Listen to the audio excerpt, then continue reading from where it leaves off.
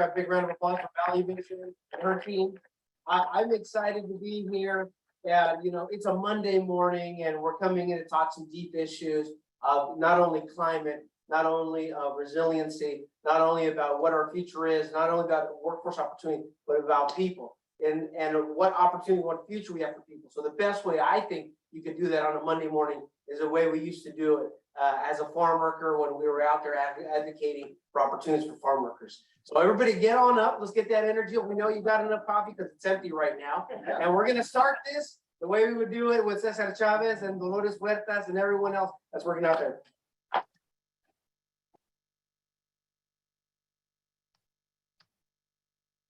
Peace up, everybody. Have a seat. Thank you all for being here this morning. It's great to be here on this this exciting day. We've got a deep discussion going on today, and I want to set us back about 3 years ago when we were discussing, and I was going to a bunch of meetings. Maybe I was doing this to reduce the number of conventions and meetings I was going to, but I was going to a workforce meeting, and then I was going to a climate resiliency meeting, then I was going to an environmental justice meeting, and in each one of those conversations, we were talking in silos. But at the center of it, we all wanted something different. We wanted a world we could live in. We wanted to make sure that everyone had a safe place to live in, regardless of your income status or your place or where your zip code is or where you live. And also a place where you can have a good career, a good opportunity, a good job that paid a living wage, that had health benefits, and that also had a respectable retirement. And doing all of that centered in a way that helps us plan for the future of our kids. And now that I have a 5-year-old and an 18-month-old, I keep thinking about them. What's their future going to be like? Well, by all of us working together here, we've got folks not only here in Sacramento, but today we're in the county of Sacramento, but it's the 8-county region that is our big basin here that's impacted by everything we do. And we know we can be leaders here.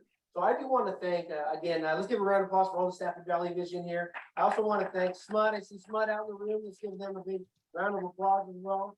I want to thank our APCOs that are here. I see Alberto Ayala here. Let's give him a big round of applause. But if you see other APCOs that are here, give them a big round of applause. We've got a mixture today of folks who are in a workforce development, just like the new executive director of the Sacramento Employment Training Agency, Jennifer Hernandez. Give her a big round of applause over here. We have to be building our education conversation, all of this linked in together, because if we continue to work in silos, and if we continue to only tackle this on the area that we're only assigned to, then we're never going to really make that necessary change that we need to. I'm excited to bring up our speaker for this morning that's going to bring it all together here and talk about what our conference looks like this morning today. And that's the leader of Valley Vision. Now, before I bring her up, I want to say that, we're going through the SURF program right now. And Valley Vision just received a $5 million planning grant. And let's give them a big round of applause for that. To making sure that was centering employment, resiliency, all this work that we started 3 years ago when we put together the first Climate Justice and Jobs Summit, to making sure that now we can get to implementation. We discussed a lot about it, but now we're into implementation. And now, because of this planning grant, there's been $500 million been allocated for implementation. And we know that through this conversation, we're going to be able to put together the best plan to be able to actually put these ideas into action and into real change for our community. So with that, bring up the leader of Valley Vision, Evan. Oh my gosh, Evan, I forgot your last name. Mint. There we go, Evan. And big round of applause for Evan.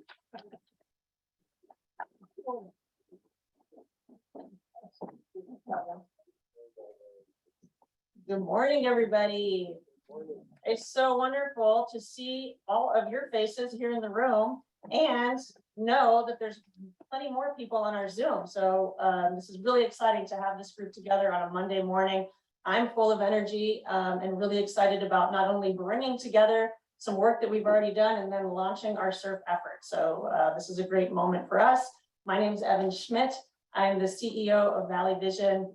And again, just so very happy to welcome you here today. So, as I mentioned, this is a hybrid meeting, and it's always a little complex to pull together a hybrid space, but I really want to acknowledge the people in the room, and I want to make sure that we're acknowledging the people who aren't in the room, because sometimes when you have an event like this, it's easy to forget that there's people tuning in.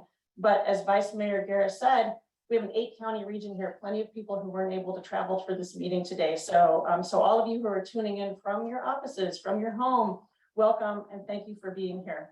And we also have Gustavo Garcia, who is here in the room and is manning our Zoom room. And so we're going to look to him and make sure everything's going smooth. Thank you, Gustavo. Make sure everyone can hear us on Zoom, then make sure people are chatting, we're getting questions asked, so it's all coming together. If you are here in the room, there's food in the back. Hopefully you've already seen that, and we're refilling our refreshments. There's restrooms out that back door. And please make yourself comfortable for the duration of our meeting. We're going to be here until 11 today. Hope you will stay for our whole meeting, because we have many things going on in stages, as you can see in your agenda in front of you. So I think we're going to have a great morning together. All right, so the first thing I want to do is share a little bit about Valley Vision. There it is. So Valley Vision, we are a nonprofit and civic leadership organization. Our purpose is to create livability in the communities across our region.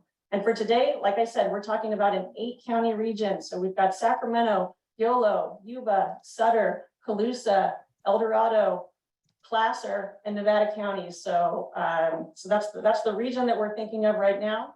And that's the region that Valley Vision typically works in. But we work to create livability. And the main way we do that is through advancing what we call our triple bottom line values. This is economic prosperity, social equity, and environmental sustainability.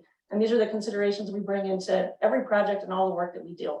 We're really known to be convening people around problem solving, which is exactly what's happening right now.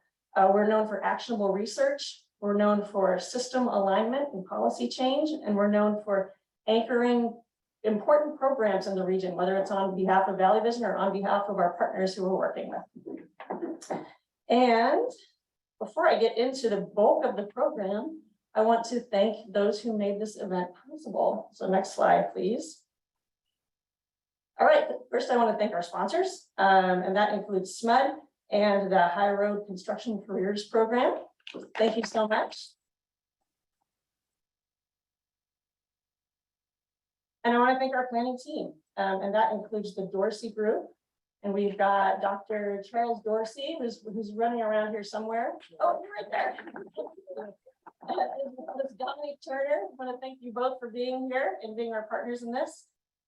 We've got Civic Thread Executive Director Kiara Reed. Thank you, Kiara, for being here. And then I want to thank our Valley Vision staff, who might be working sometimes in front of the scenes and sometimes behind the scenes, but they're here making this happen. And that includes Renee John, Alana Ramsey, Gustavo Garcia, and we've seen Gus, we've seen Renee. I don't, Alana, if you could raise your hand. Yes, there she is. And then we have plenty more supportive staff here today who are doing all the things. So really appreciate the work of everybody. So let's move on to why are we here today and what are we going to do? Next slide, please.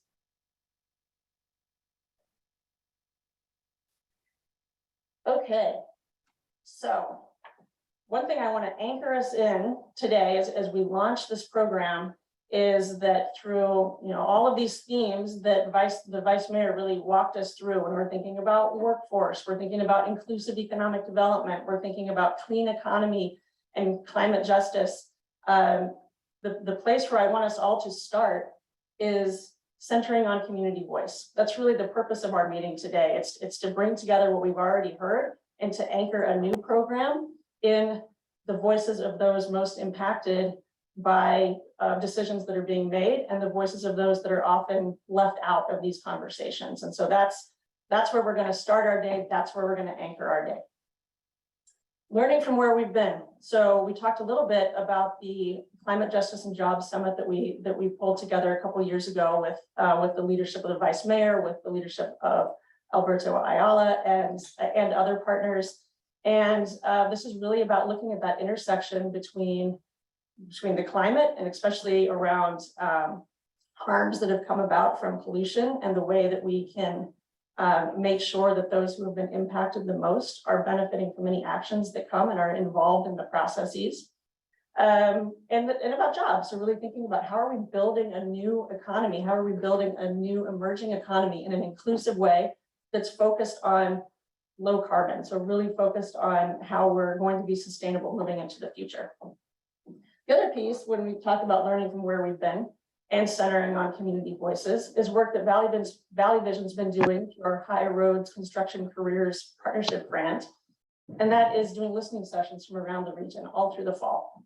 So going around to communities and talking about what do you need to fully participate in workforce opportunities. How are we defining this idea of clean economy together? How are we really thinking about these issues together and centering around what the needs of communities are and what the assets of communities are that we can build on? So that's kind of where we've been and what we're going to be learning from and sharing today. But I want to get into what are we going to do about this? This is the really important piece. There's planning processes that get a lot of input and do a lot of engagement, but there's not always a lot of momentum to create action around it. And we have this amazing opportunity in front of us, and that is through the SURF grant. So the SURF stands for Community Economic Resilience Fund. It's a statewide program in which the state divided up into 13 different regions and said, hey, we want to do economic development in a different way than what we've done before. We acknowledge that the pandemic, but other economic factors impact different communities differently. And there's people that have been historically left out. So we want to make sure we're centered on those communities who have been left out of both the process and the benefits in the past. We also, the state is saying, acknowledge that our economy is changing. We have a lot of goals around climate change and around creating sustainable economies in our state. And so let's put these two things together and do economic development in a different way than what we've done before. And so throughout the state, they designated regional conveners, is what it's called. And for our region, this 8-county region, Valley Vision is the regional convener. And it's been a long process. There could be many of you in the room that have heard us talking about this for quite a while, but it is coming together. And this is kind of the moment where we're really launching into this phase, this planning phase.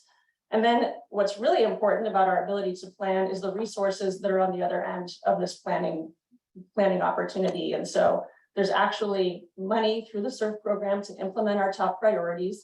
And if we do this right, we're going to create this co-owned new way of thinking about economic development, a vision for our region that we can use to pull in funding from other sources as well. So it should really speak to our larger goals, not just SURF. So this is the transformative opportunity in front of us. This is what we're really kicking off today. And the reason that we're doing it in this way is because we want to be centered on those impacted communities. We want to kick this off in a way that we're hearing from community and we're really thinking about what are the issues that people are facing and how can we be responsive to those and how can we use the SURF program to launch into action from there. And then I don't know if you can see it because of the chairs, but at the bottom of my slide here is activating a new inclusive economic vision. So that's really the promise of what the SURF program is. And that's what we want to start today together with everybody here. Okay. Next up, you know the next slide. Yes, okay. So we want to hear from you. We want this to be an interactive experience for everybody, whether you're on Zoom or here in the room. So we have this live polling tool. It's called Mentimeter. And if you look at your program or your agenda, if you're here, then you can see a QR code. And it's the QR code that says participate in our live polling and Q&A. And so to scan it, you can scan it with your phone, like you're going to take a picture, click the link, and it should take you to the Mentimeter page. Once you're on that page, you enter the code 85814599. That's also in your program. And that's going to lead you to a couple questions. And this poll is going to be open throughout the whole morning. And you can enter more than one answer into it. So I invite you to share your vision of what does it look like to be community centered. I think that's the first question. The second question, what do you envision for our region when you think about a clean economy? So these are the two prompts, and we'll keep reminding you throughout the morning, but I want to invite everybody to share your vision. And then as the program ends, we will look up at the screen at what people's answers are, and we'll do a little talking about what people entered into that and really what your vision is.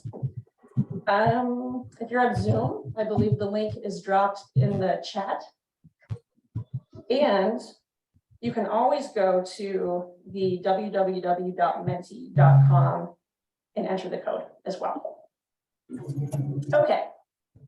So that's one way that you can participate. If you're, and again, we're going to have some Q&A.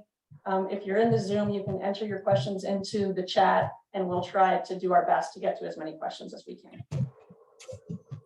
Okay, so the first thing we're going to do on our agenda is we're going to look at a video that has been created from the listening sessions that we did across Yolo, Sacramento, and Placer counties. And these are just snippets of what we heard in those sessions that we had with community members. To talk a little bit about those listening sessions, we, first of all, we worked with the Dorsey Group. This is our diversity, equity, inclusion partner. And we did our level best to make sure these events were accessible to those impacted communities. So really accessible to those communities and those individuals who have been left out of these processes in the past. We, to do that, we looked at the timing that we had. We looked at the way that we presented the material. We really tried to create a space that was inclusive of and inviting of everybody. And we're going to share that. And then after that, we're going to go into a community panel to talk about, or to hear from some of the people who were at those listening sessions, or community members who were interested in participating in this event. I want to pause for a minute and just talk about this idea of inclusivity and centering on community voice. I think inclusive it's a buzzword. We hear it a lot. It's easy to say. It's much harder to operationalize. And I want to really point out that when you are bringing in voices of people that you don't usually hear from, you hear different perspectives. And I know that sounds like a no-brainer, but it really is true. And it means you have to do different things. So I'm going to really ask all of us today to be really open to what you're hearing. And what you hear isn't always, it can kind of hurt, like you can hear frustrations, you could hear anger, and you can hear about hardship, and that's all very real. And that's why we're doing this work. That is the call to action here. That is to really take a look at what is the state of our communities and our people, and what can we do about it through this opportunity. So I just really want to say, I really want to put that out there, that I think we need to be open. We need to really listen, and we need to face some of the hardships of our communities together. This day is about starting to build this roadmap together. And that includes those who haven't often participated in these processes. And it's incredibly important that this is where we start, and that we are here to really, really listen. Okay, so with that, let's watch the video. Thanks, everyone.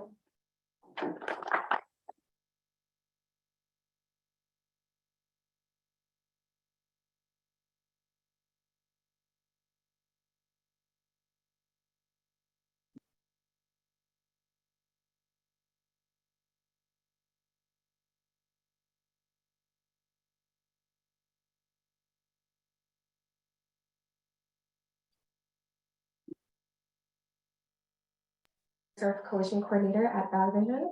A key pillar, as Evan has already mentioned, and what we're really drilling home today, is that the SERP program is about bringing community members who are typically left out of decision-making processes into these processes so that they can actually see the benefits of these investments. When we work in a way that centers community, it promotes a sense of ownership over the results. It helps build trust, and it can lead to more innovative and creative solutions.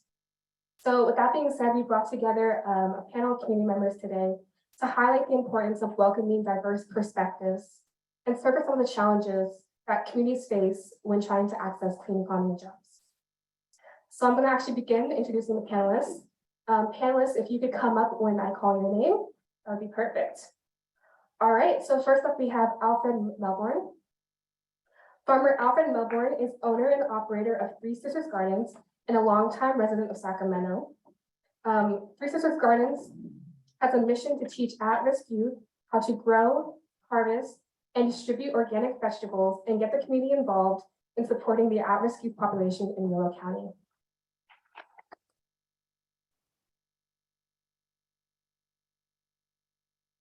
Next up, we have Roy Ballard.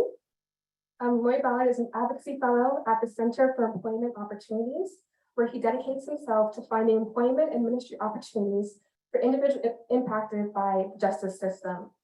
He developed a passion for serving others during his incarceration, where he spent 10 years volunteering in faith-based prison recovery programs.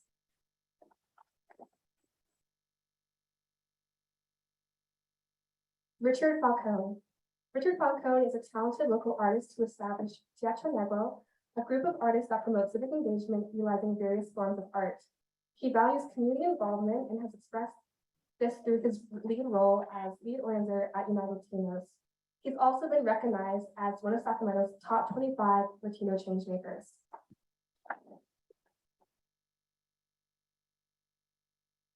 Okay, James Mayo is a retired law enforcement professional who also served in the military. As a longtime resident, James is dedicated to encouraging young people to get involved in their communities and becoming informed citizens.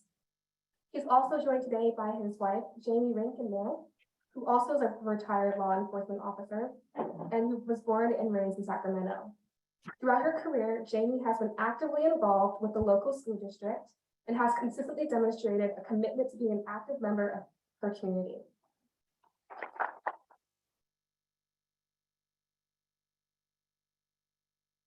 Okay. Tommy De Luna is a life coach for the Anti-Recidivism Coalition, a nonprofit that supports formerly incarcerated individuals and advocates for criminal justice reform. Tommy also has experience working in construction. He's dedicated to raising the level of success with each employer and employee that he works with. And last but not least, we have our youth panelists, Anna Maria Thomas. Anna Maria Thomas is a student at Christian Brothers High School and is part of the Zero Carbon Champion Program, a youth-led climate ambassador program. Leveraging her passion for building a better community by supporting legislation that addresses the needs of our environment. Anna Maria is actively involved in student government and environmental club, in addition to other clubs at her high school. So one more round of applause for our panelists today.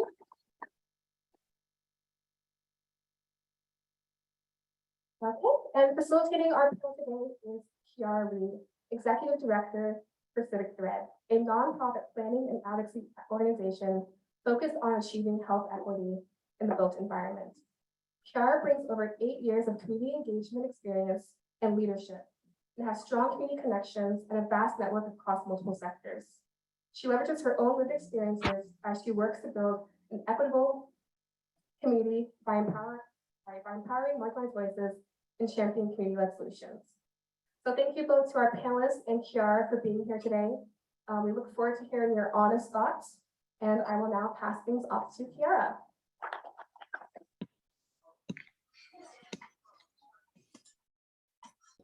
Can y'all hear me?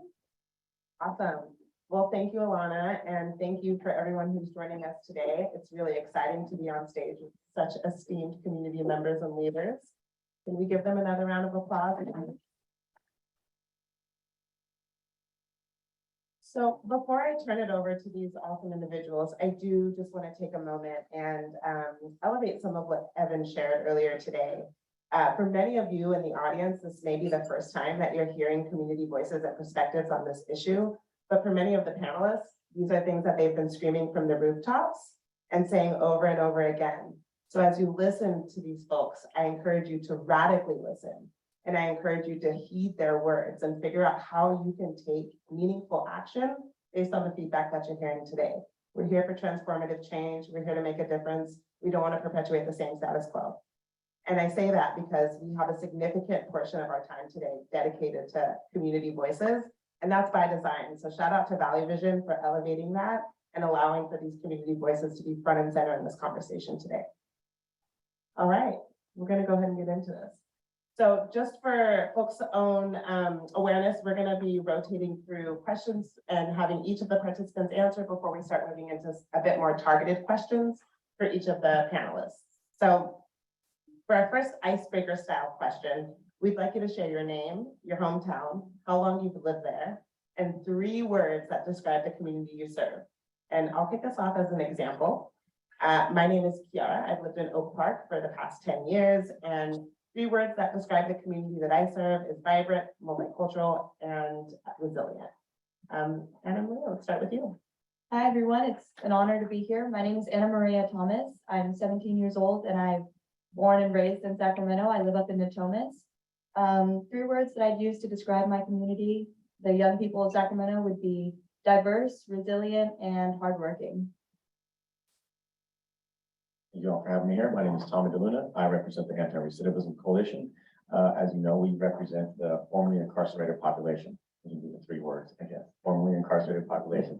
I'm from Sacramento. I was born in Fairfield, but I've been in Sacramento. It's been in my blood since I was about that big. So appreciate being here. Hello, my name is Jamie Rankins Maley, and I was born and raised in Sacramento and attended local schools here. I live in a community that's an older community. It's a real neighborhood, and we try to stay involved with what's going on, not only in our community, but in the city as a whole. Thank you. Thank you. Good morning. My name is Jim Maley. I'm a transplant to Sacramento. Been here about 40 years. I'm a Army brat. My father was in the military, so we travel all over. Moved here in 1980, and I thought it was the best place to retire and start a career, retire later, and so forth. So I got involved in my neighborhood community.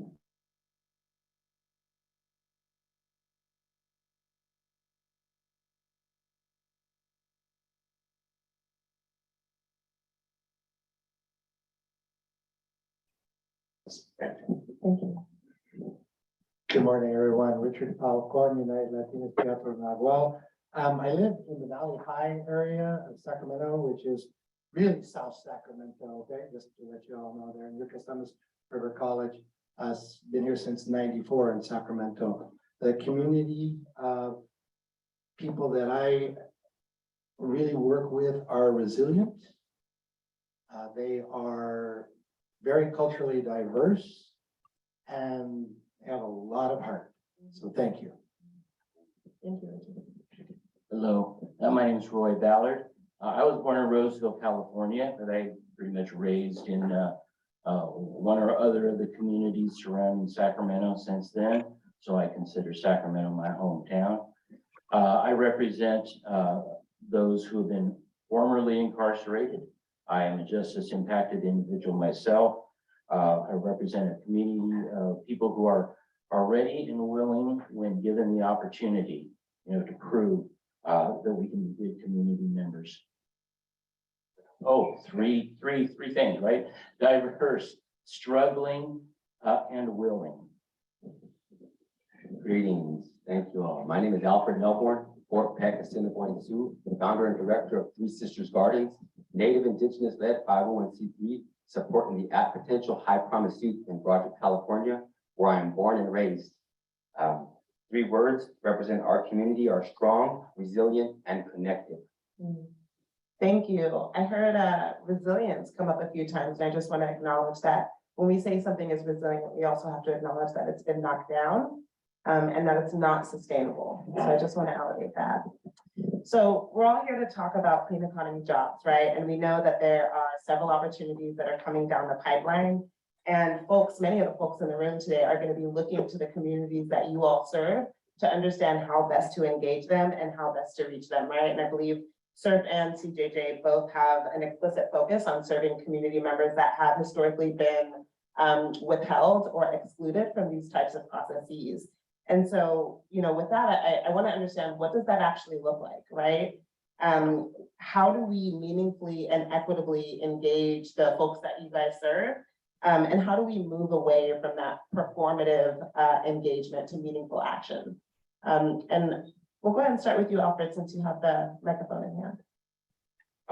Well, what comes to my mind first is that I want to acknowledge the Nisenan, Miwok, Maidu people of this land, as acknowledgement to the First Nations people here, and adding to that, I would like to say that giving land back to the First Nations people, a responsibility over the land they have resided over for thousands of years as leaders with the time immemorial track record in taking care of the land and working with it. And also supporting organizations that are already doing the work on the ground that are getting results. That's right. Go ahead and pass that down. Thank you. Yeah, I think that our ask or our vision is what was included in the very beginning, that we have a new inclusive economic vision. And that we want the inclusivity, the equity to be put out there in a meaningful way by offering second chance employment for people. People have done their time. They're ready to move on. They want to be responsible community members. We just desire that opportunity to prove ourselves. Could you repeat that question for me? I'm so sorry. 100%. So basically what I'm asking is how do we share with the folks in the room the best way to meaningfully engage the community that you serve? And I mean meaningfully, right? So not talking about performative actions or checking a box, but really getting to the impact that we're looking to see to reach that transformative change. What comes to mind is a statement, and I'm paraphrasing a quote by Cesar Chavez. When you invite a person to eat and to eat at your table, you give to them your heart. And I think that comes not just from the point of going to a particular person and saying hello to them, but inviting them for a meal, inviting them for coffee, go to the food trucks that they are out there with their umbrellas, have that one-on-one conversation with them, find out what is important to them. Go to the kids that are at the soccer leagues, speaking the language that maybe you don't understand, and hang with them, and be with them, and see where their hearts are. And you begin to find out then that they are not just a demographic that you are going to checkbox, but that they are people that really have needs. So meet the people where they are. Don't come with your ideas. Let them give you their ideas and empower them to give you their ideas, because they don't feel like they can, because they feel you're going to get mad at them. They feel you're going to deport them. They feel so many things. So let's come at it with love. Well, I became aware, acutely aware of the lack of participation in what your local community needs. And I became aware of that from my grandchildren and great-grandchildren. And when I have a hobby, which is restoration of old cars. And I realized that one of my grandsons did not know how to use a wrench or a screwdriver. I would automatically assume that he did. So by that, when I realized that, I realized how many other kids out there, or young men, in my particular situation, don't know a common thing, how to use a tool, or probably use a handle, a hammer, or load a wheelbarrow. And I'll give you a scenario. My grandson, he's now almost 30 years old. When he was a young man, I had him over to help me move some dirt in a wheelbarrow from the front yard to the backyard. Assuming he knew how to use a shovel, I said, load that dirt, bring it in the backyard. He was using the shovel at the end of the handle and trying to lift the dirt into the wheelbarrow. I had to teach him the basics. And I realized that was my failure and the failure of certain communities, such as schools, mentors, private organizations. So that's what got me involved in community activities. I'm here and I appreciate the invitation and I appreciate the participation. And I think this is just the beginning of being more aware of what's needed and what's provided, what's already out there. there's a lack of communication, in bringing it to, like the gentleman said, bringing it to where we are, what we need, and what you have to offer. And I think this is a perfect example, and that's why we're participating. We're grandparents and great-grandparents, and we're concerned about the lack of interest and awareness of our grandkids and our great-grandkids and the community that they're growing up in. Jean, I just want a quick follow-up. How do you think we best reach those grandchildren of yours or the community that you're around? I think it starts with us as parents and grandparents and great-parents, but then also the schools and the community. We used to be able to go out in the community and address issues with other kids that we see that are in trouble or doing something wrong or need guidance. And these days, I think the adults are afraid or apprehensive in getting involved.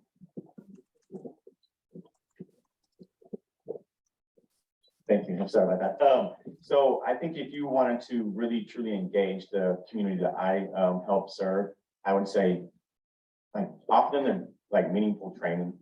Unfortunately, a lot of individuals are coming out of institutions and they don't have the first like idea of where to go looking for help and looking for work.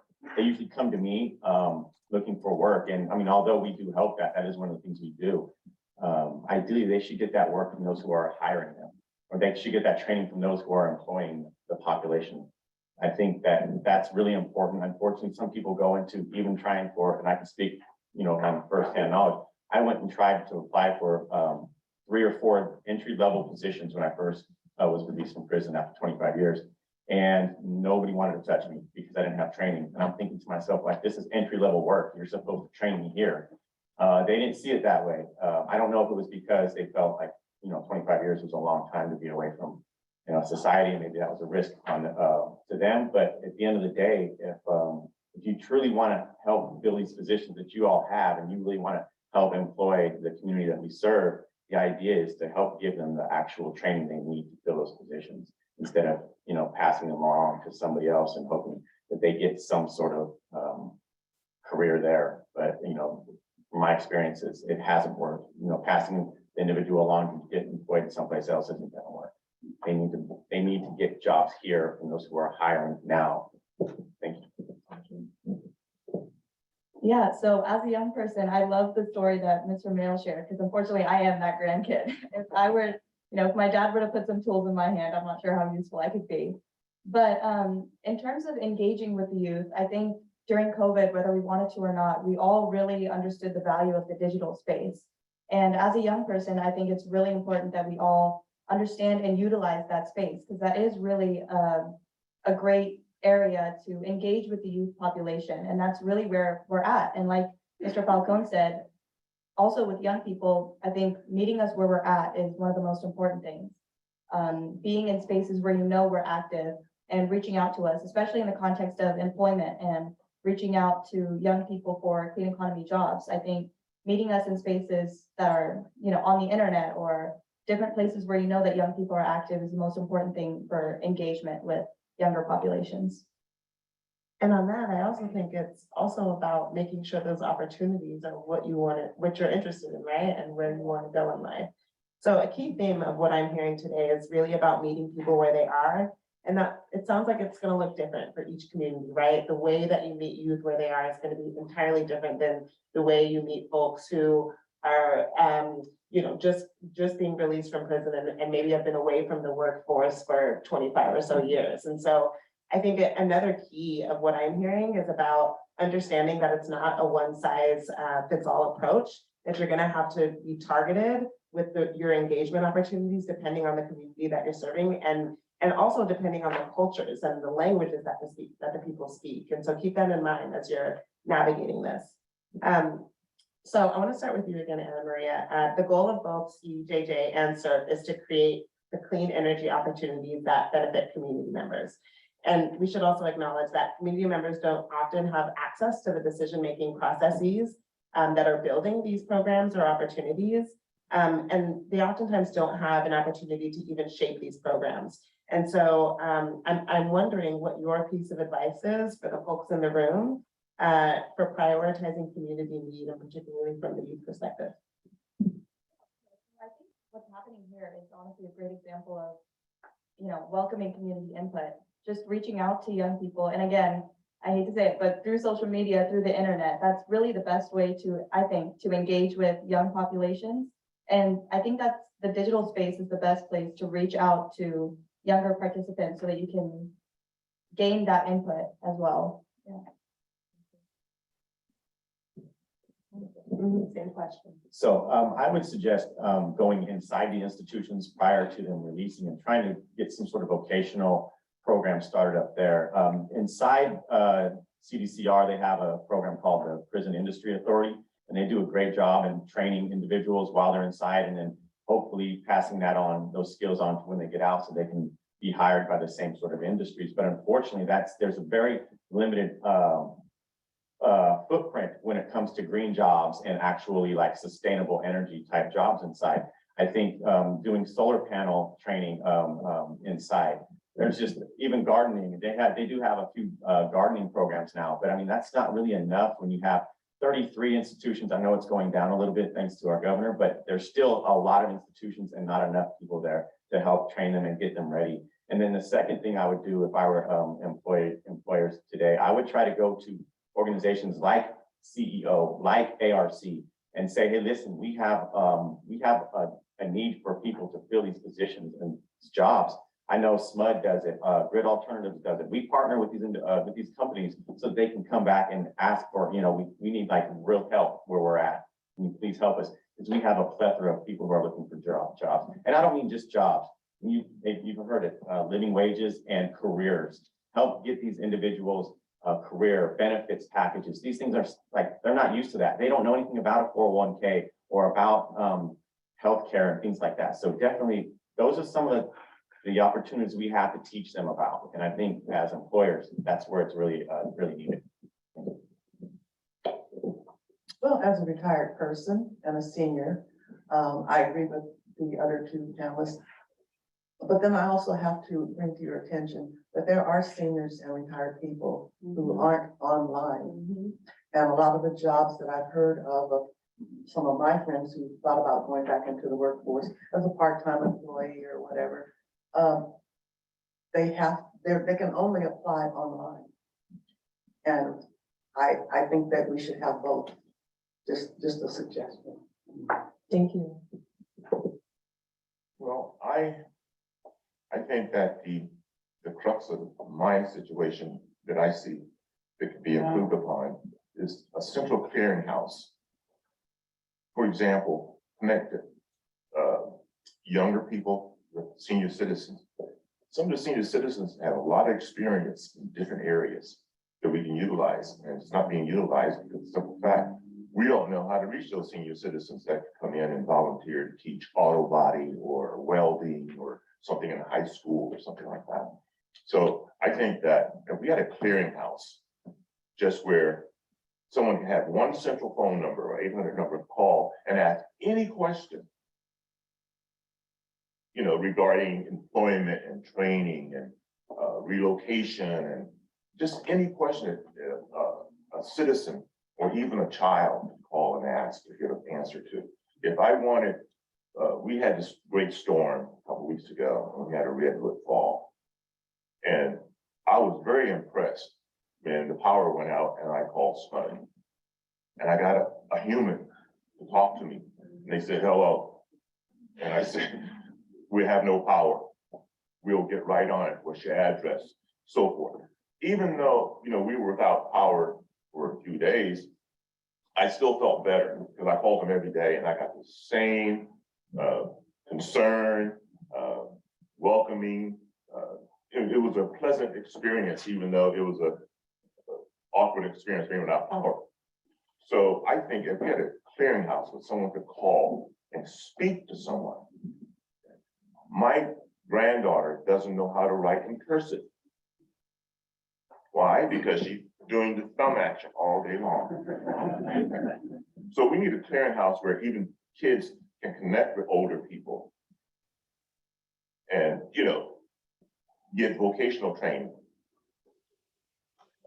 Like you said, in the prison system, prepare the people while they're there. You can could be a master mechanic by the time, with all the licenses by the time you do master. So those are the things, and have government officials listen to us. Just not look at us and give us lip service. Just listen to us.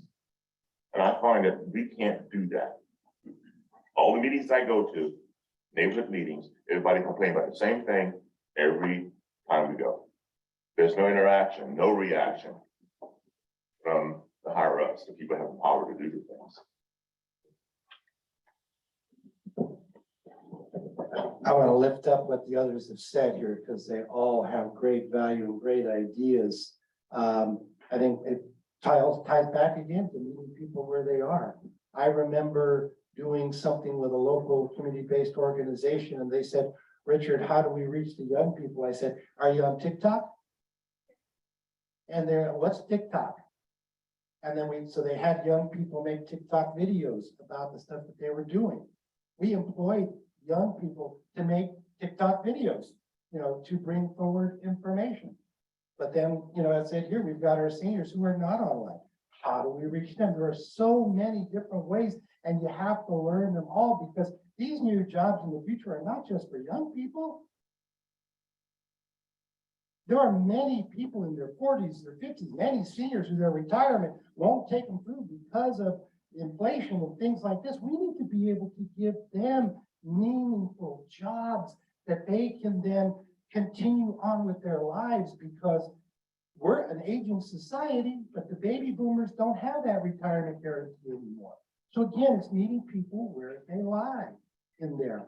And so there are so many ways and opportunities to do it, but how creative are you all going to be with doing the outreach? I attended a California Air Resources Board meeting one time recently where they were talking about the new community outreach model. And we want to hear from you about the community outreach model and how it's going to work. And this is just so wonderful. And there were people that were there that were saying, wait a minute, you're talking about outreach, but the decisions so far have been all the same. What is the value of community outreach if the decisions are always the same? Let us help you to put into your mind some of the different decisions that you all could be making to bring forward. Listen to these people up here. We've got some good ideas. Yeah, I have to echo what my colleague from the RC said that, educating people about the opportunities that are coming out with these new clean economy jobs. If I was in prison and I heard the word clean economy jobs, I thought they would be asking me to apply somewhere as a janitor. Okay, they don't know what that is. And they don't know the benefits of a career like that. So, education, insight, and connecting, like again, he said, with organizations like CEO and ARC. We have people in our offices, that's their job, trying to reach out to find out businesses who are willing to offer second chance employment. What a breath of fresh air. People were calling us and saying, we're looking for workers because we offer a great workforce. CEO teaches the digital skills. We offer different training classes for people. We help them update their resumes. We offer different training certificates. So if we knew what kind of certificates to aim our people at for the particular jobs that are being offered, we could include that. But even much more, if the employers themselves offered that training, that would be great that we could direct our people towards that. So yeah, just making these jobs accessible. And again, there's benefits to hiring people that have been through programs like ours. Basically, we've vetted your employees. They've already been through transitional work that we provided them. We know which guys are good and which guys are not so good. And there's also tax incentives for hiring people that have been convicted of felonies.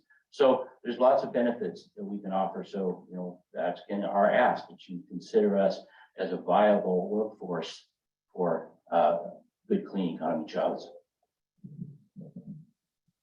Thank you.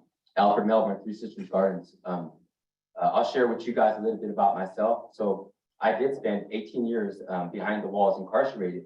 Went in at 19 and came out at 36. I I worked in the Prison Industry Authority as a procurement clerk. As I worked my way up, the machinist and through various areas of PIA, nothing more than modern day slavery. That's all it is.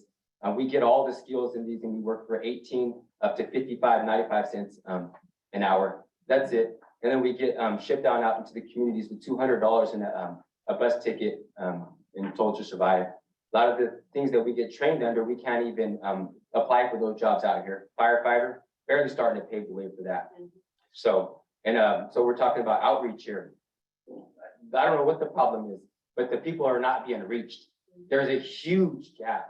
I did participate in some of these meetings and there wasn't hardly nobody else there and they were offering gift cards. So we need to reach the people where they're at, like everybody's saying, but apparently you guys don't have the answer. Three Sisters Gardens is on the ground working with the community, building relationships where we live. I mentioned earlier, the organizations that are doing the work, Three Sisters Gardens is one of them. I can tell you guys about at least 5 or 10 other organizations throughout the Sacramento and the Bay Area and further down south that are doing the work. Anybody wants to sit down with me, I'll give you a list. So we're talking about community voice in the most impacted communities. Well, Native, Indigenous, First Nations people, been here since time immemorial and fall in every category possible.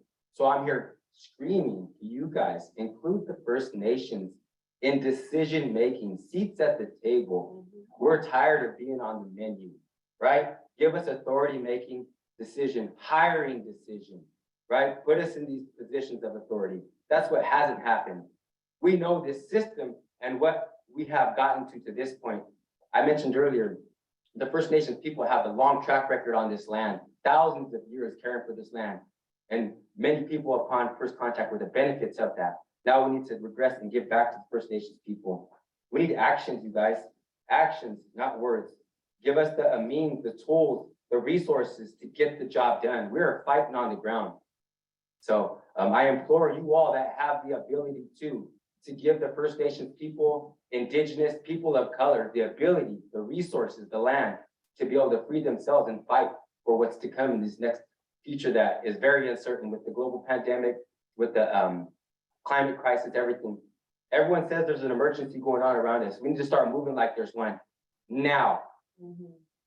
Alfred, thank you for that. And I'm curious, if folks in the room don't have connections to Indigenous communities, might they look to you to get those connections, or where would you point them to go? We have Wilton Rancheria right here locally. We have Cache Creek, we have Jackson, we have Thunder Valley. We can go on and on, but please reach out. I'd be happy to sit down with you and point you in the right direction. Thank you. Thank you. So just want to elevate that if folks are looking for boots on the ground organizations or folks who are doing this work, they're up here on the stage. This is a great place for you all to start.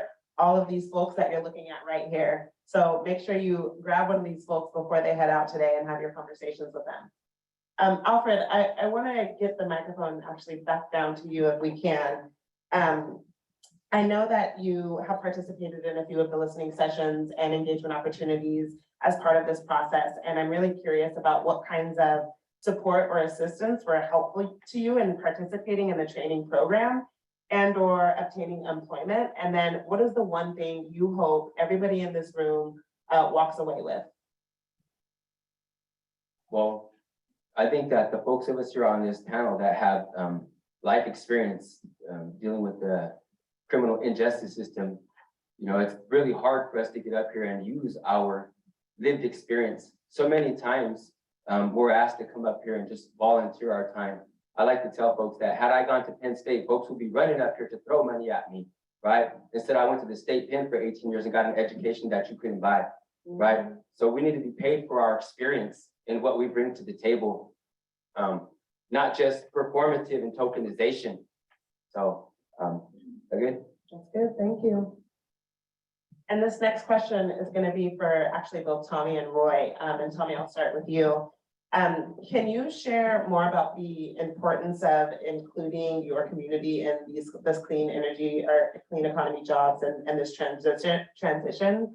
What are your community's biggest needs and how do we meet them where they are? Thank you for that. Yes, so as you mentioned earlier, or I think it was the other presenter, I actually have some experience with construction. And that gave me a good starting point to learn like a good work ethic. Like if you're in construction, you know, if you're 15 minutes, if you're not 15 minutes early, you're late. So there's that, like a lot of like values that are instilled in you in some of these industries. And I think that that's really important is help us instill these values that these individuals need in order to succeed in not just in where you work, but also in life in general. And I also ask you, I want you to ask yourselves, like, how much money do you lose, or how much does it cost you to sit with open positions?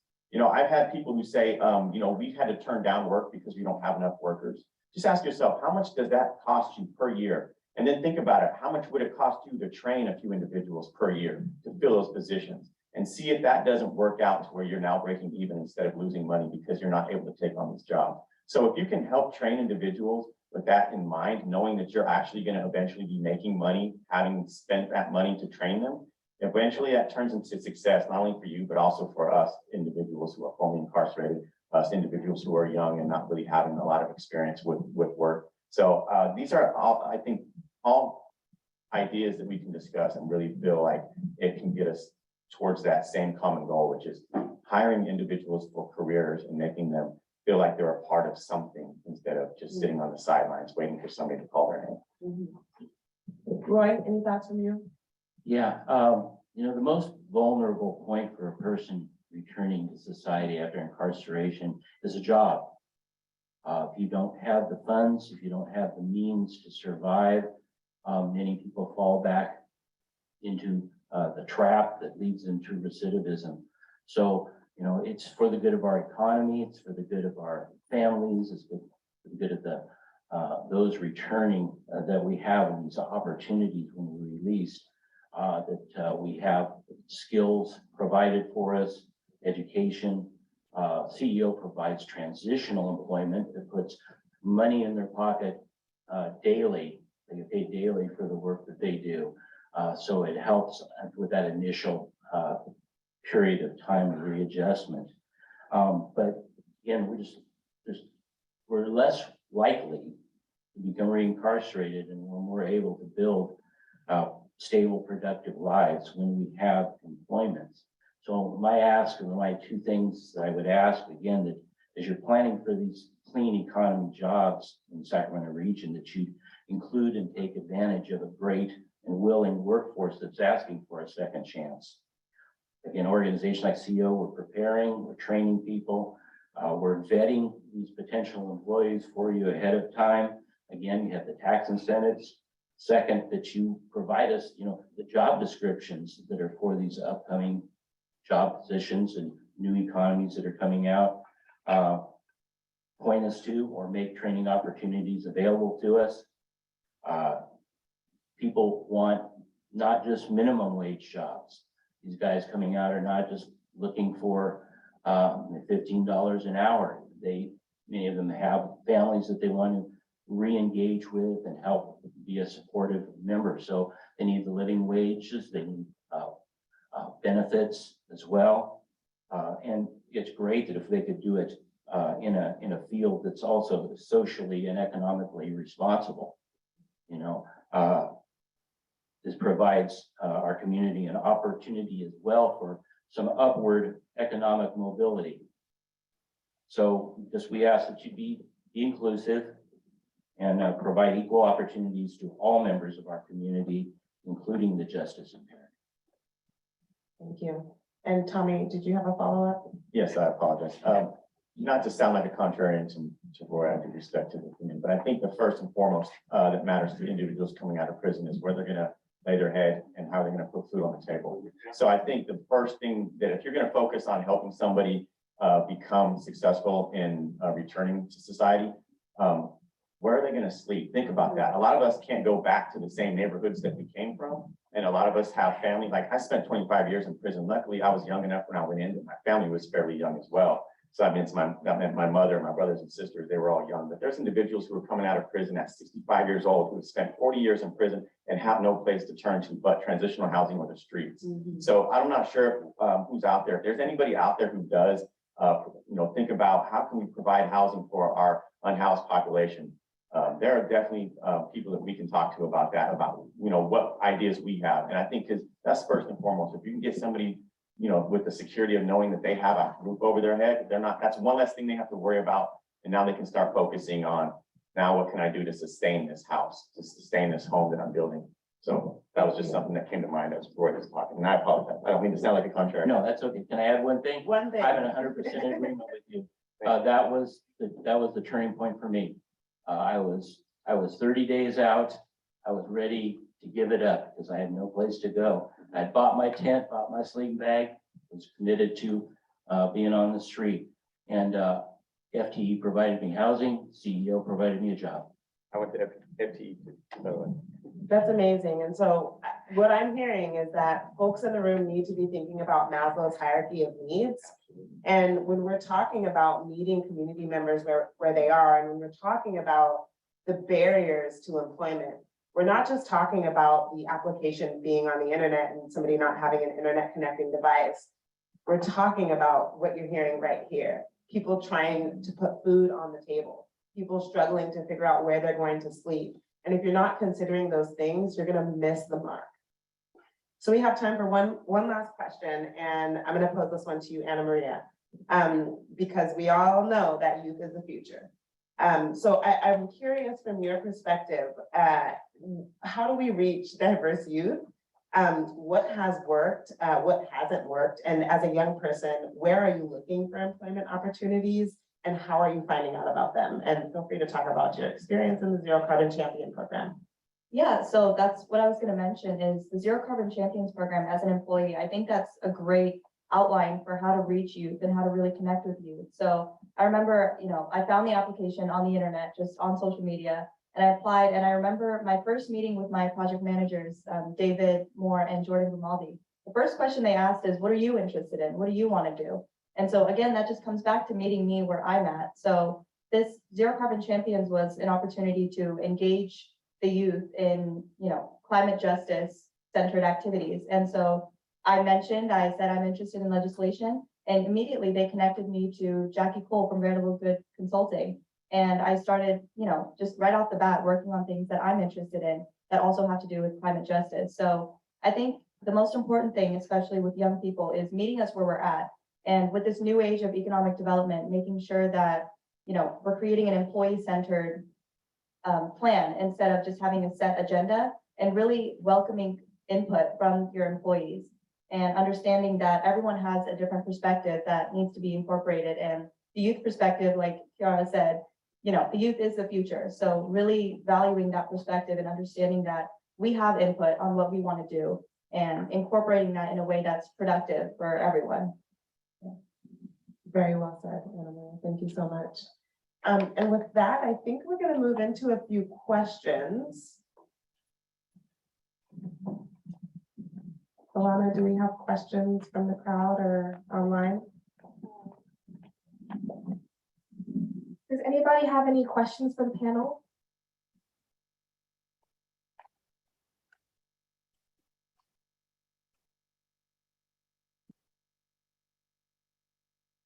Hi, thank you so much for sharing everything, literally everything. This has been really insightful.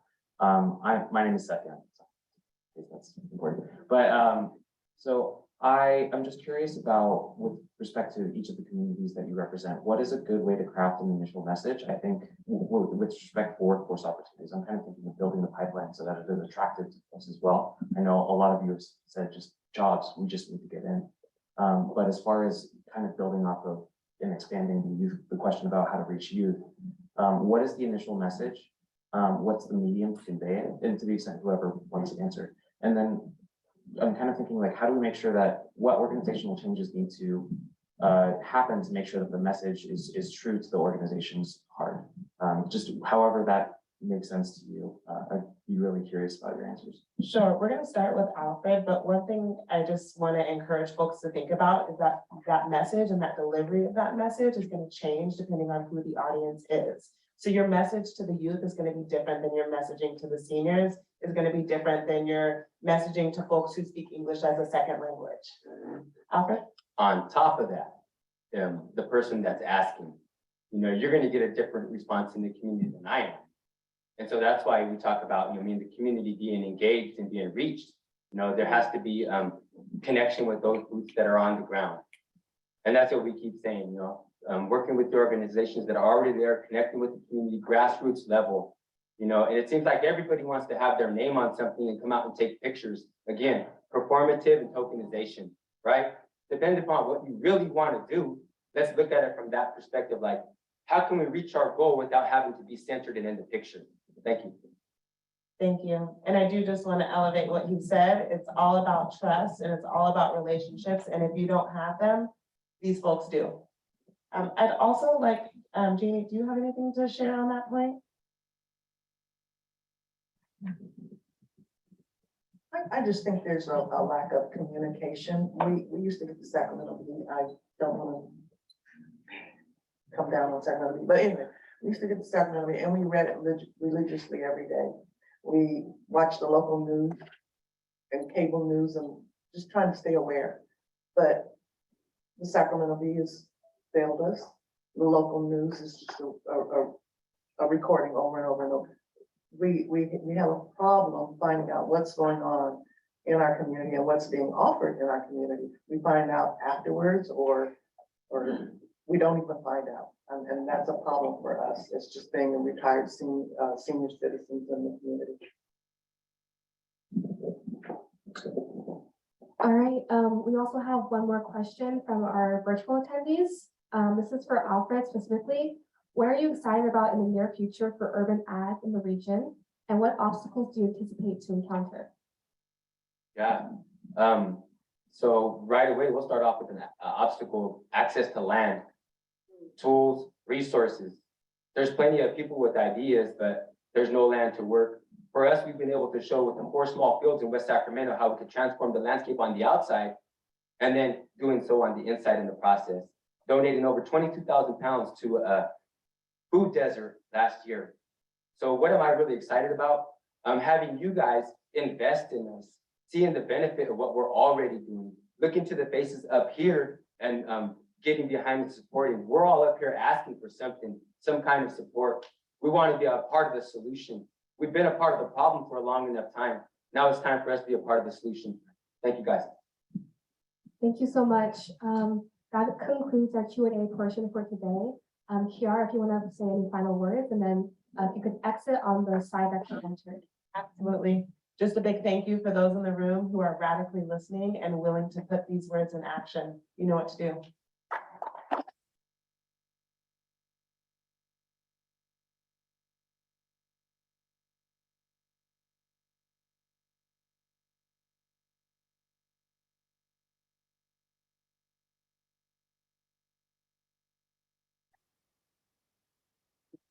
Am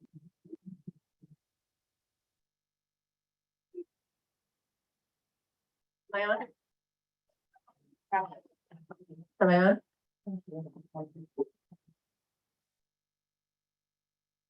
I want to say thank you to the panel that we just heard from. Again, Roy Ballard, Richard Falcone, Tommy DeLuna, James Maley, Janie Rankins Maley, Alfred Melbourne, and Anna Maria Thomas. It takes a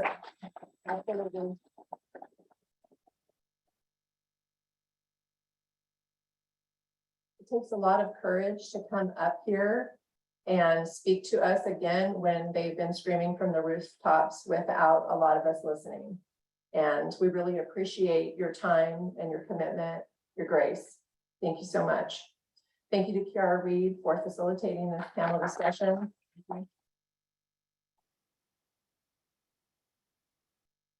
And thank you to the Dorsey Group who helped prepare for these community first listening sessions, and also both Kiara Reed and the Dorsey Group, Dr. Charles Dorsey and Dominique Turner, have been educating Valley Vision about the best ways to engage community. And we have to take a humble position of learning along with you about ways to do better. When I came to work for Valley Vision, I heard Evan say a quote at one time that I had not heard before. She said, "We need to do the best we can until we know better. And then when we know better, we'll do better."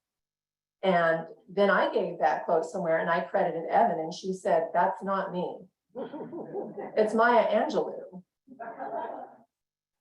So for all of us here, now we know better, now we know more, so we need to do better. There's gonna be a Mentimeter, I think prompt that's coming up behind me, possibly. There it is, and you also have the scan code in front of you. It's the first scan code on the backside of your program. If you haven't had a chance to answer some of the questions for audience engagement, they're there. Also for those in the virtual space, we'll drop the link for you again. And there is a question specifically about what your key takeaways were from the panel discussion. So we really appreciate hearing from you about that. I also want to acknowledge that while our panel was somewhat Sacramento centric, we heard a shout out to Roseville and West Sacramento, and thank you for that. The community first listening sessions were more regional, and as part of the SURF process, there will be more regional engagement. It's my pleasure now to introduce to you the new Secretary of Labor and Workforce Development Agency and the co-creator of SURF legislation. So Stewart Knox was appointed to this position in December of 2022, just recently, although he has extensive statewide experience in workforce and economic development. Before his appointment, he was Undersecretary of the Labor and Workforce Development Agency and has past experience as the Senior Vice President at Calbright Community College, Executive Director of the California Employment and Training Panel, Director of Health and Human Services for Nevada County, and many other positions. There's such a long list here. I feel like Stewart should be like 170. I will say he has a lot of experience in our region, having previously been the Executive Director of North Central Counties Consortium and worked for Yuba Community College for 7 years. So he's no stranger to this region and the needs of our region. So I want to introduce him to you now, and he's going to come up and speak to the historic investment the state has made in beginning the process of doing things better. Thank you.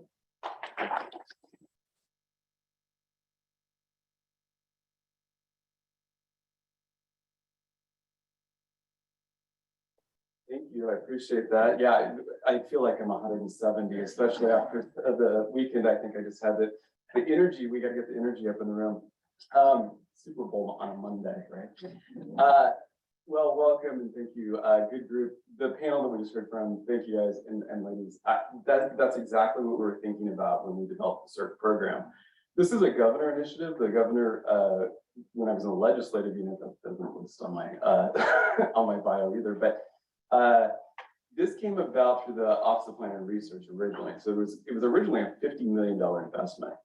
And while we were looking through projects for the state of California to work on, we had decided that this investment needed to be much larger than that. And so the governor himself really pushed this initiative to be a $600 million investment within the state of California. And as soon as we got the legislation passed, which we worked with the legislature for about 3 weeks straight to get this done, it was signed on the very last day of 2021 into law by the governor 2 weeks thereafter.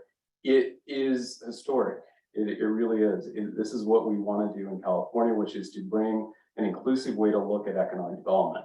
As you know, if you look at my past, I've done workforce mostly, but I've also done economic development. And it's interesting, when I go into an economic development room, we don't hear those stories. If I go into a workforce development room, I hear those stories, but none ever comes together, it seems like. And so this was a way that we could start thinking about with our partners also, I should say, Office of Plan and Research and GoBiz too, so that this is not just a labor agency initiative. And so we designed the leadership team with Dee Dee Myers, which is the director of GoBiz, and with Office of Plan and Research, Sam Asifa, and now myself as the Secretary of Labor, to really think about how a cohesive project could work in the state of California. One, bringing it together into 3 different agencies, which is not easy in the state of California to break down the silos. And 2, to really think about how do we bring the message to the 13 regions. And we always know that 13 regions are never going to be the right region, by the way. So when we were looking at how to design that, that was also complex, and it's still controversial, I'm sure, for some. We did give an option for folks to try to, Nevada actually joined this region other than being in our North State region. And so we gave an opportunity for everybody. We're trying to be as inclusive and have an equity lens at the state level as much as possible in design systems that work. for the 13 regions. And so knowing that, we know that those regions are going to have sub-regional work, and we know that they're going to have crossover regional work. So we encourage that at the state of California, that actually happens. So the first phase, as you know, is the $5 million is out to all 13 regions. I think we're working towards contracts for all 13 at this point. I think some are already under contract. And the next step, as you know, is closest today. I think it's the $50 million investment, which I'm hearing we have a lot of good applications coming in, which is great news. And really being thoughtful about that first $50 million is understanding the planning process was not going to be done. Obviously, you're just getting under contract to do that, but also wanting to not let go of the opportunity to work with the Jobs Act, which is the federal dollars of investments at this time. So that was the key for us to be able to see what can we get money out quickly and try to match it up with some of those federal resources. So if you've been doing economic and workforce development for quite some time, you know that these investments that this governor has made is just massive and historic. We have never seen this level of economic development put into the state of California. I would say maybe Trish and I do way back, but in the early 2000s, there was some pretty good investments. But I think the way we've designed this is the unique way that only California will do it. And we're going to be proud of what we come up with, and that's going to be with you all. The second part is the historic investments, which is close to over $2 billion of workforce development programs. So that has been between last year's budget and the year before budget is right about $2 billion. We have never had state investments to this level in workforce I've ever seen in almost my 30 years.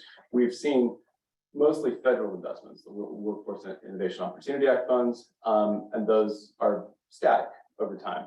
This governor sees the state of California's workforce is one of his #1 priorities to make sure we get people back to work and they get good paying jobs, which we'll talk about probably in a few minutes. But that's really the core and the key to the SURF program. You heard from the panel today, that's exactly the kind of work we want to start seeing throughout 13 regions. We want to start hearing from folks of what hasn't talked to around economic development and like, what is a comprehensive economic development strategy? Like what is economic development in some of these places? And how do we get those folks involved in that conversation? So that's really SURF. That's really, I know Evan and I are going to talk a little bit about some questions and we'll go from there.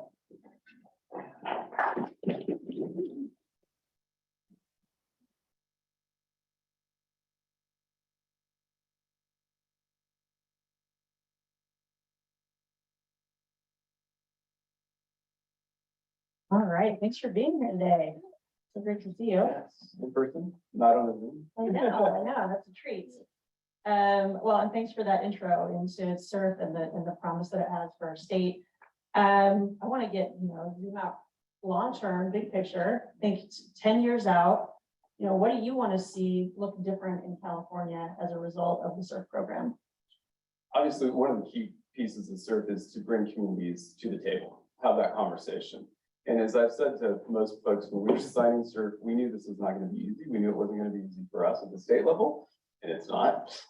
It is not easy for bringing in communities that we don't usually have a conversation with, especially around economic development. Like I said, workforce development, I can hear that story every meeting I go to.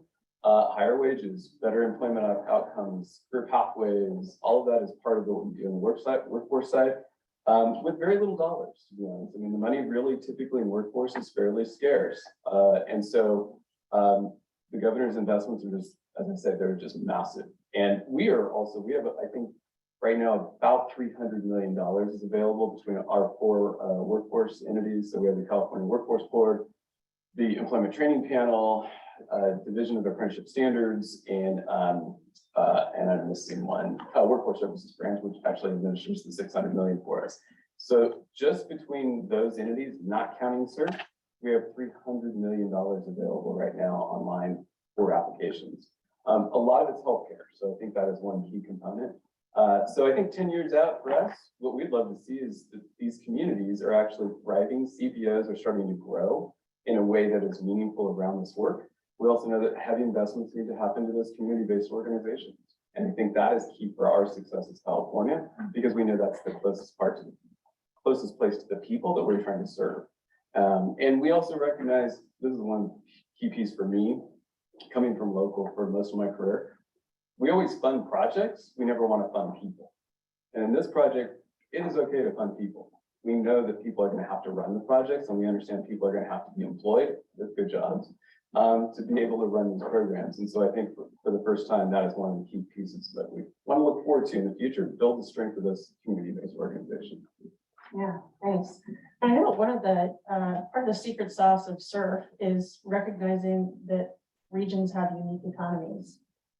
So when you think about how it might look across the state, do you know, are you imagining 13 really unique outcomes for unique economies? And kind of how are you thinking about that piece of it? Yeah, it's a great question.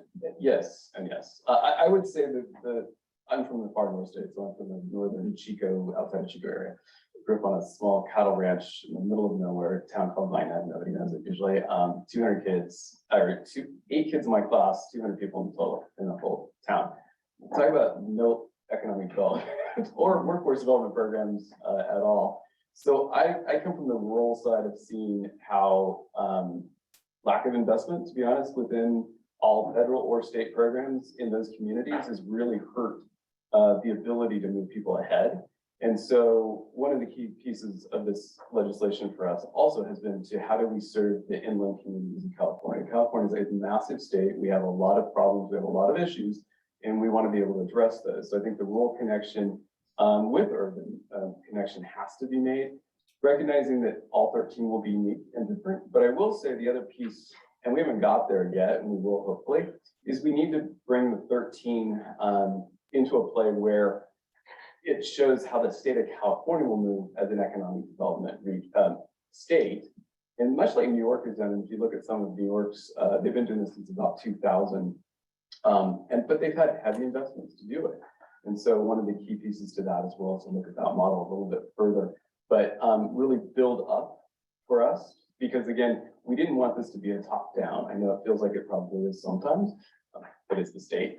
We have to run programs. But at the same time, learn from the 13 regions. And when we don't do things as well as we want to, we need to pivot, you know, and one of the key pieces to this too, is we're not going to be doing gotchas from the state on this. This is not going to be, oh, that was a failed program. We're going to provide technical assistance to make sure that that program either doesn't fail or you can pivot quickly so it's something that actually works for your region.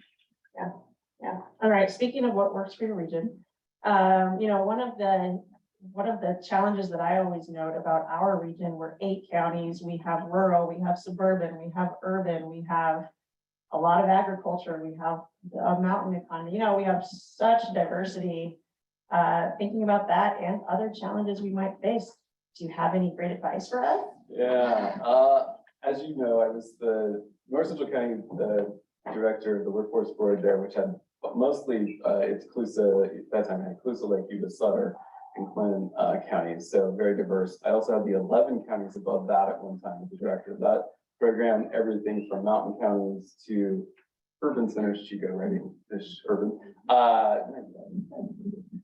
And so, you know, what we did is we basically broke it up into these sub-regional groups where I had 5 CBOs that actually operated the programs within the 11 counties. And the 5 counties actually had 5 in the 5 counties as well. And so those organizations, those community-based organizations for us really led the charge within those communities. So we were closest to the community so we could hear the voice and then build it into the 11 counties at the time to be able to hear that in a quarterly meeting. That's probably not enough, probably should have done more, but just to get everybody from one place to another, from Nevada County to Del Norte County was the regional space. And so that was about a 7-hour drive. You could drive to LA quicker. So, I mean, I think from those factors, yours is really unique. I looked at it quickly over the weekend again, and you know, you go from Colusa to Nevada and then down to the Sacramento region with YOLO. That is a unique dynamic because you do have the government centers, obviously in the Sacramento region with a great opportunity there. But at the same time, I know your economy is wanting to diversify out of that government stand, and they're doing a really good job. I mean, I saw what Rancho Cordova's been doing. I live in the LA County, so you know, the West Sac is boomed in the last 10 years and is really becoming an economic driver as well. So, I mean, I think you're going to see those sub-regions all unique and different. I mean, Colusa's economy is not going to be Sacramento's economy, but at the same time, I think there's opportunity for growth. Awesome. Well, thank you so much for being here with us today. And this was great, not only the advice, but really thinking about this in the whole state context and how this really transformative investment has the power to shape where we're going as a state and, and really look at things in a new way. So thank you.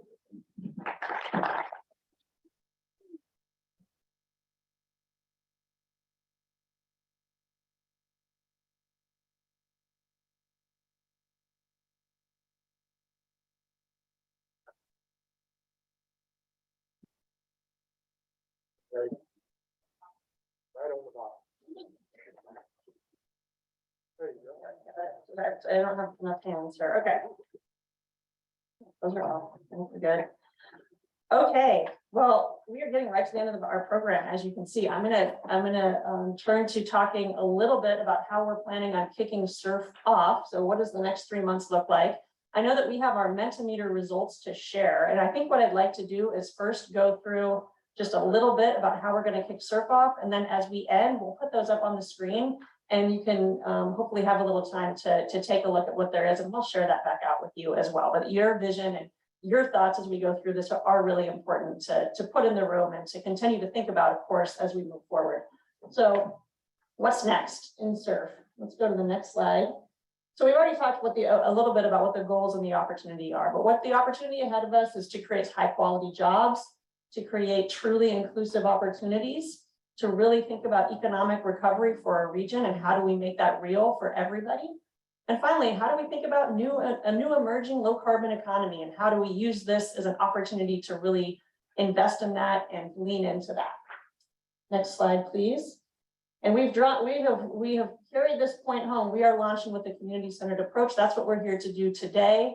And if we go to the next slide, you know, one thing that I could do is come up here with a very cooked plan and tell you all of the detailed things that we're going to be doing as SURF, and we already thought of it all. But I'm really not going to do that, because this is an opportunity for us to build a roadmap together. So I'm going to give you some kind of buckets of activities that we're going to be focused on. But the important thing is we're going to be focused on those with the community, with you all and others. So I really want to emphasize that point that this is for us to do together. And Valley Vision's job is to create that capacity and create that container for all of us to build this vision together. So some of the things that we have in mind for our first 90 days.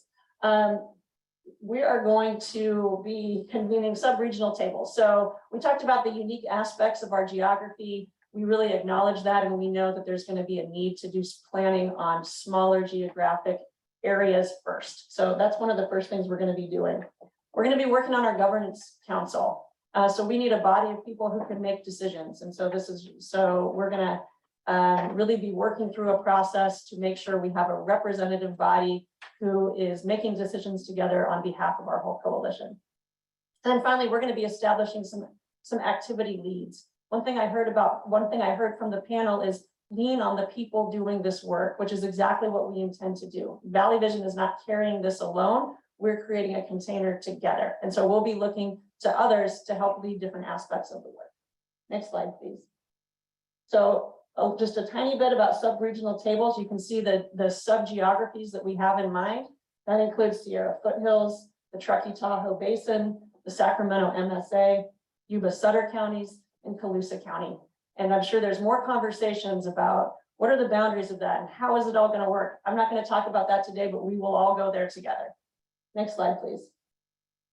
Okay, this is just a little vision of what we see as the governance structure. And you can see up at the top, we have a leadership council that's going to, like I said, be helping in the decision making. We have representation from our sub-regional tables to make sure that we have geographic representation.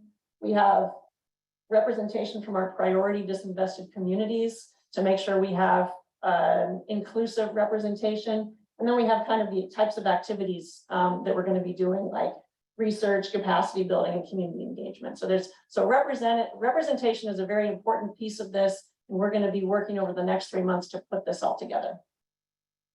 Next slide.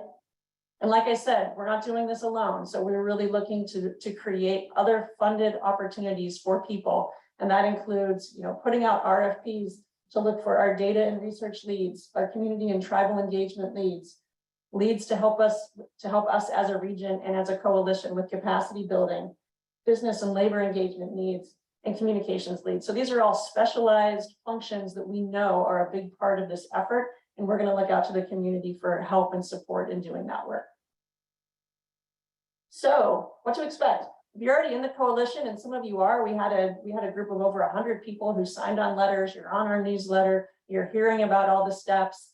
So, keep an eye out. We're going to start putting out dates and invitations, and this activity is going to get started. What you've been seeing so far is mostly updates about how kind of this pre-planning phase is going, but the work is starting. So you're gonna be seeing much more from us there.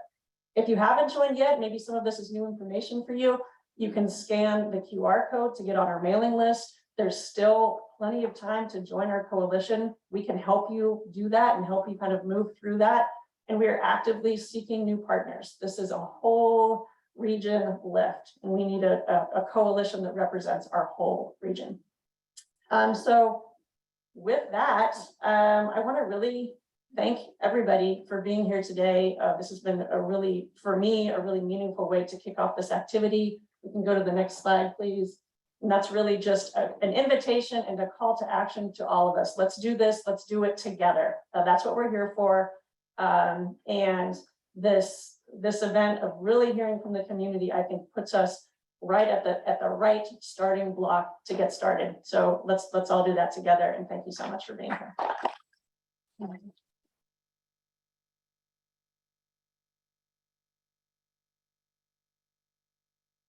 All right, we're going to try to get the Mentimeter up so that you can see it as you feel free to get up and chat and take care, get snacks. Yeah, take care of anything you need. We also have a QR code for feedback about this event. So please go ahead and fill out our evaluation form. We would love to hear from you about how we did.